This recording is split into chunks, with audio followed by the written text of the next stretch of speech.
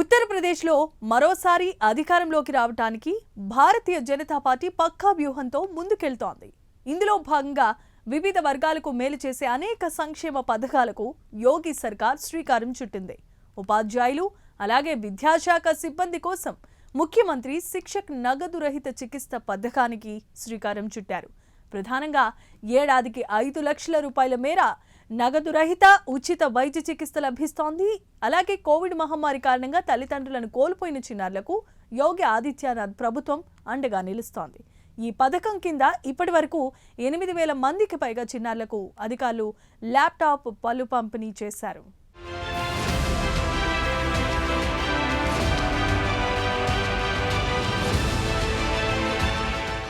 వచ్చే ఏడాది ఉత్తరప్రదేశ్ అసెంబ్లీ ఎన్నికలు జరగబోతున్నాయి. యోగి ఆదిత్యనాథ్ నాయకత్వంలోని భారతీయ జనతా పార్టీ ప్రభుత్వం అనేక సంక్షేమ పథకాలను ప్రకటించింది.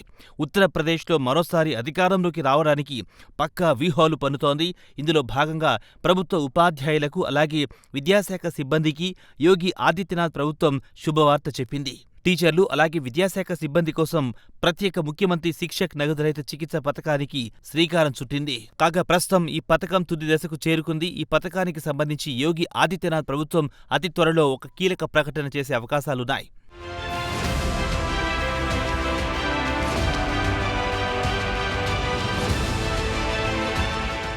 ముఖ్యమంత్రి శిక్షక్ నగదురహిత చికిత్స పథకం కింద టీచర్లతో పాటు విద్యాశాఖ సిబ్బందికి అలాగే వారిపై ఆధారపడ్డ కుటుంబ సభ్యులకు అనేక లాభాలుంటాయి. ప్రధానంగా ఏడాదికి 5 లక్షల రూపాయల మేర నగదు రహిత ఉచిత వైద్య చికిత్స లభిస్తుంది. ప్రస్తుతం పథకానికి సంబంధించి ఆన్లైన్ పోర్టల్ బీటా వెర్షన్ పరీక్షలు కొనసాగుతున్నాయి. లబ్ధిదారుల నమోదు, హెల్త్ కార్డుల జారీకి అధికారులు ఏర్పాట్లు చేస్తున్నారు.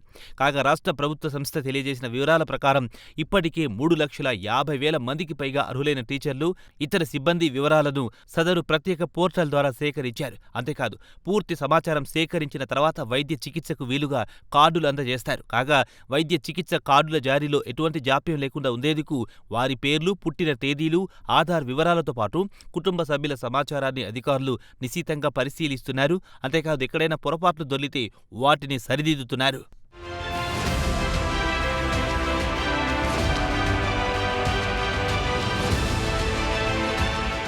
పథకం అమల్లోకి వచ్చిన తర్వాత లబ్ధిదారులు ప్రభుత్వమిచ్చే వైద్య కార్డులను చూపించి సర్కారీ అలాగే ప్రైవేట్ ఆసుపత్రుల్లో చికిత్స తీసుకోవచ్చు. దీంతో అత్యవసర వైద్య పరిస్థితులు అలాగే తీవ్రమైన అనారోగ్య సమయంలో సదరు కుటుంబాలపై పడే ఆర్థిక భారం తగ్గుతుంది. ప్రధానంగా ఉపాధ్యాయ వర్గానికి అనేక విధాలుగా మేలు జరుగుతుంది.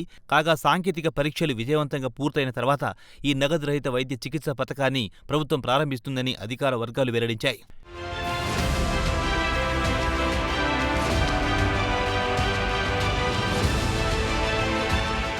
ఇదిలా ఉంటే కోవిడ్ మహమ్మారి కారణంగా తల్లిదండ్రులను కోల్పోయిన చిన్నారులకు యోగి ఆదిత్యనాథ్ ప్రభుత్వం అండగా నిలుస్తోంది. ఇందులో భాగంగా ముఖ్యమంత్రి బాల సేవ యోజన పేరుతో ఒక పథకానికి శ్రీకారం చుట్టింది. ఈ పథకం కింద ఇప్పటి వరకు 8,000 మందికి పైగా చిన్నారులకు ల్యాప్టాప్లు పంపిణీ చేశారు అధికారులు. మహిళా సంక్షేమ శాఖ ఆధ్వర్యంలో ఇటీవల ఈ ల్యాప్టాప్లు పంపిణీ కార్యక్రమాన్ని యోగి ఆదిత్యనాథ్ విజయవంతంగా పూర్తి చేసింది. కాగా కోవిడ్ మహమ్మారి కారణంగా అనాథలుగా మారిన లేదా నిరాశ్రయులైన పిల్లలను అన్ని విధాలుగా ఆదుకోవడమే ఈ పథకం లక్ష్యం. అంతేకాదు వీరిలో డిజిటల్ విద్యా అవకాశాలను కల్పించడం ఈ పథకంలోని మరో ప్రధాన అంశం.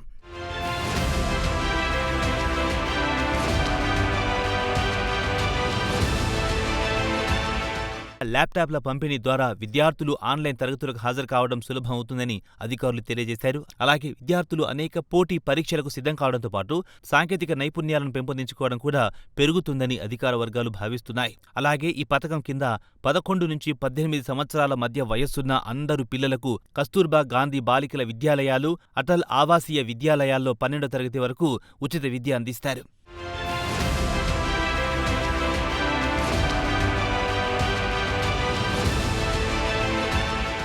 అలాగే అర్హులైన లబ్ధిదారులకు చదువుకు సంబంధించిన అవసరాల కోసం నెలకు 14,000 రూపాయల ఆర్థిక సాయం కూడా అందిస్తున్నారు.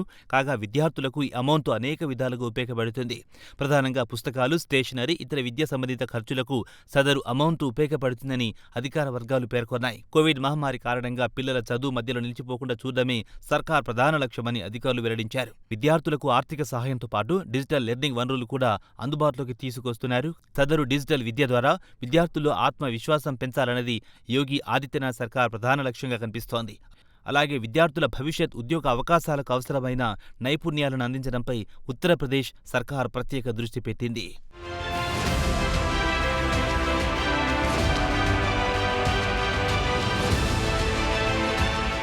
రాజకీయంగా చూస్తే ఉత్తరప్రదేశ్లో ప్రస్తుతం భారతీయ జనతా పార్టీ ముందంజలో ఉంది. యోగి ఆదిత్యనాథ్ ముఖ్యమంత్రిగా పగ్గాలు చేపట్టిన తర్వాత శాంతి భద్రతలపై ప్రత్యేక దృష్టి పెట్టారు. అసాంఘిక శక్తుల భరతం పట్టారాయన.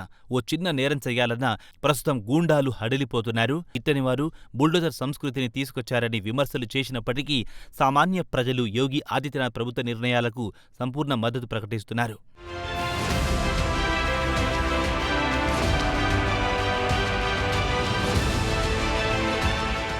ఏదేమైనా ఉత్తరప్రదేశ్లో మరోసారి అధికారంలోకి రావడానికి భారతీయ జనతా పార్టీ పక్కా వ్యూహంతో ముందుకెళ్తోంది.